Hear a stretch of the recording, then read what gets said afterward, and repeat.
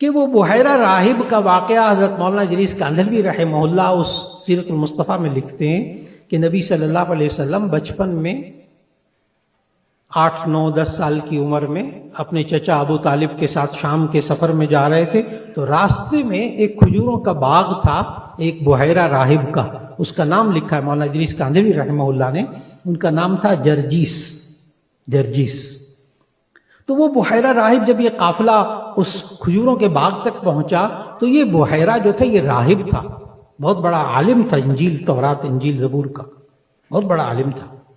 یہ باہر نکلا، باہر نکل کر اس نے اس قافلے کا استقبال کیا، پڑھیے سیرت کی کتابوں میں، استقبال کیا، اور اس نے اپنی بعد میں وجہ بھی بتائی ہے کہ میں کیوں باہر نکلا دیکھنے کے لیے۔ اس نے کہا کہ میں اس نخلستان میں اور ریگستان میں کھجوروں کا باغ تھا، اس میں دور سے دیکھ رہا تھا کہ دوپہر کے وقت تپتی دھوپ میں ایک قافلہ آ رہا ہے، لیکن میں کیوں باہر نکلا کہ جہاں جہاں یہ قافلہ آ رہا تھا نا اس کے اوپر ایک چھوٹا سا بادل سایہ کیے ہوئے ساتھ ساتھ آ رہا تھا۔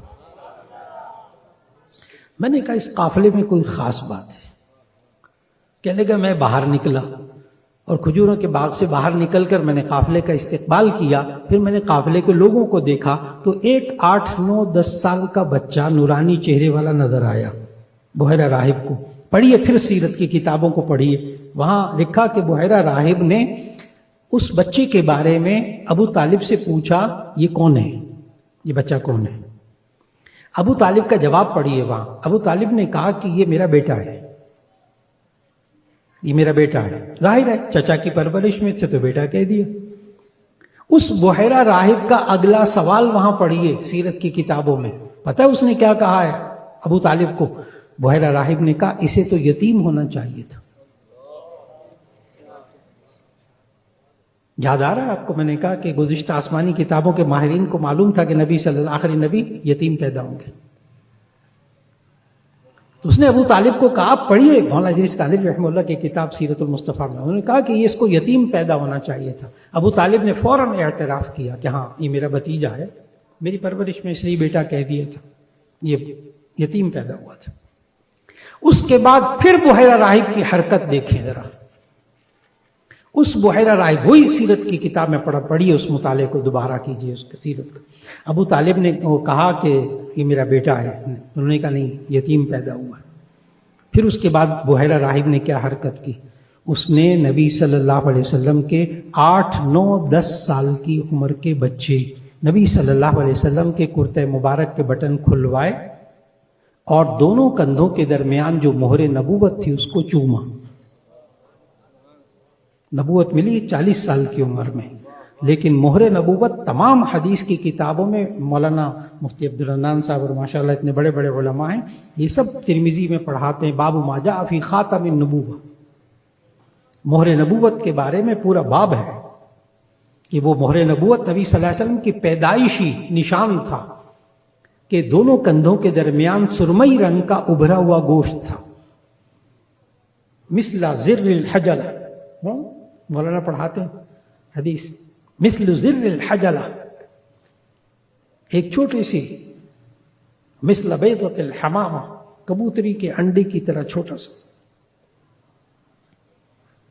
اور یہ پیدائشی نشان تھا۔ اور آپ نے ذہن میں رکھنا ہے یہ گزشتہ آسمانی کتابوں کے ماہرین کو یہ نشان معلوم تھا،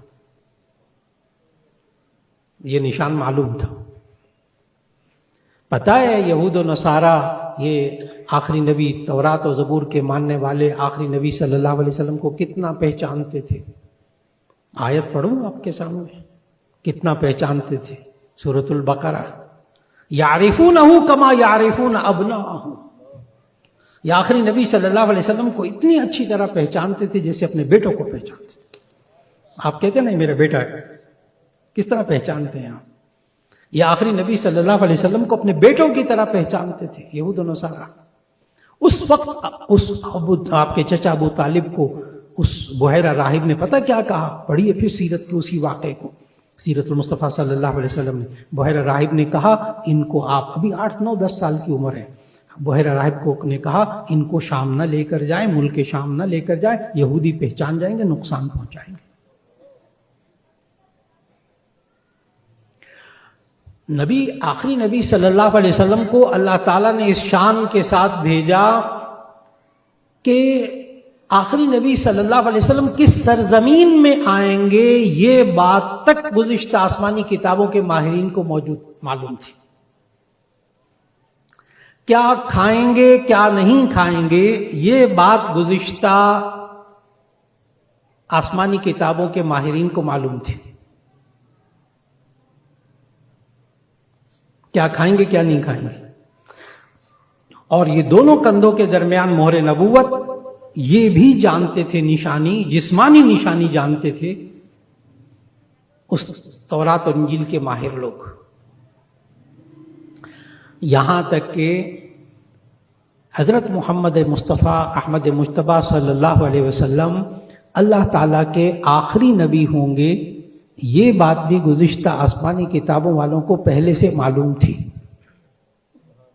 عقیدہ ختم نبوت ایسے خامخواہ نہیں ہے کہ نبی صلی اللہ علیہ وسلم تشریف لائے اور بعد میں کہا میں اللہ کا آخری نبی ہوں تو بس ٹھیک ہے اللہ کا آخری ختم نبوت ہے. ایسے خامخواہ وہ پچھلے گزشتہ انبیاء نے اپنی قوموں کو بتایا تھا کہ اب جو آئیں گے وہ کیا ہوں گے، آخری نبی.